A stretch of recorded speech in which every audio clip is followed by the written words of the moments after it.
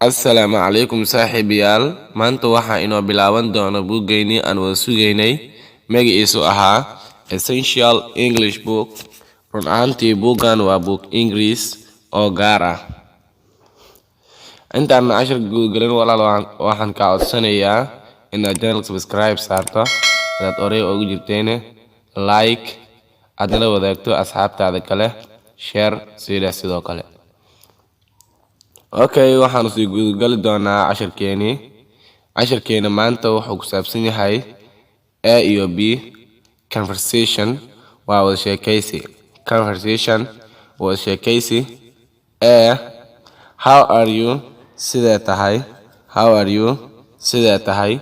B, I am fine. Waan fiicanahay. Thanks. Mahadsanid. I am fine. Waan fiicanahay. Thanks. Mahadsanid. A, what is waa maxay your name? Magacaaga. What is waa maxay your name? Magacaaga.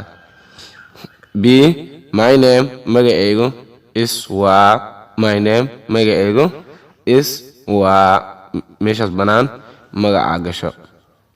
A, what is waa maxay your full name? Magacaaga oo dhammaystiran. What is waa maxay your full name? Magacaaga oo dhammaystiran. B, my full name magacayga oo dhammaystiran is waa hebel saddexdaada magac meeshaas gasho. My full name magacayga oo dhammaystiran magacayga buuxa is waa saddexdaada magac meeshaas banaan gasho. A, what is waa maxay your mother's name? Magaca hooyada. What is waa maxay your mother's name? Magaca hooyada. B, my mother's name magaca hooyadeedu is waa Hibley. My mother's name magaca hooyadeydu is waa hebel qofta hooyada tahay meeshaas gasho. A, what is waa maxay your surname? Naanaystaada. What is waa maxay your surname?